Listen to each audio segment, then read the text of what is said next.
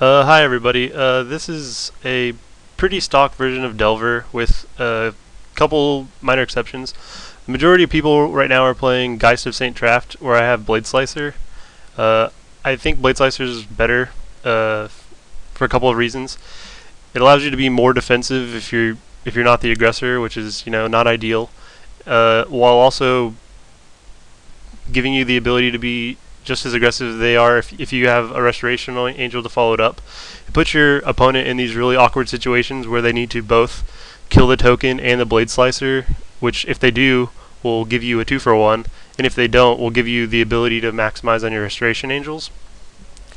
The other change or slight difference is that I'm playing Phantasmal Image, and where the majority of people are playing Sword, be it Feast of Famine or War and Peace. And people are generally playing War and Peace, and they're leaning on that to win the mirror. And in playing the mirror, I've been having a lot of success by having Phantasmal Image to both, if they're playing Geist, kill their Geist, or just copy a Blade Slicer, or even better, a Restoration Angel, and then blinking the Slicer or a Snapcaster Mage. And it's no secret that it's a really powerful card, and I like it a lot better than Sword. When people are leaning on Sword to beat me in the mirror, I've just had a lot of success with just holding my Vapor Snags to the last second, and then just when they go to spend 5 mana on this turn, I just am able to blow them out. That being said, like if they do connect, it is bad, but with the Blade Splicers, I typically am in the mirror just throwing my hand up onto the board and just trying to make a really big board. So when they are connecting with their swords, they're not dealing me a lot of damage. Sure, the sword's giving me +2, but I'm not losing from the actual effect of the sword. It's just a Volshock Morningstar, which isn't very good. In this sideboard, I'm pretty certain that the main deck is perfect or exactly what I want to be playing. In the sideboard, I'm a little less certain that it's perfect.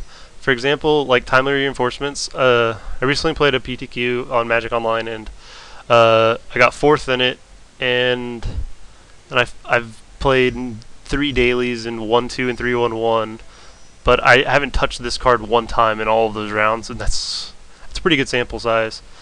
So I might want to board one of these out for Divine Offering. It's just, I think, good to have.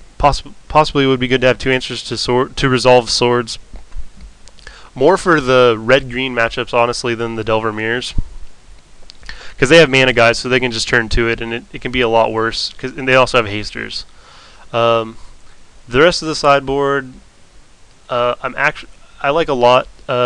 Celestial Purge has been useful only once or twice, but I think having 2 is the minimum amount you want. The rest of the cards, like this is basically what I sideboard in the mirror, and on the draw, sometimes I'll board in one day. Usually just board out Mana Leak for these 4. You really want the ability to go up to 4 Phantasmal Image for the reasons already stated. An extra Dismember for Restoration Angel battles, and then just having the answer to the Resolve Sword. The counter spells, the hard counters, are for control matchups, and then I board this in. Sometimes I'll board this in the mirror just early in the round, so that if people go back and watch my replays, they'll see that I'm boarding this in.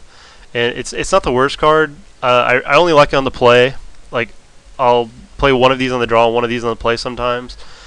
If they don't have swords, basically, is the change I make. And then, the planes is...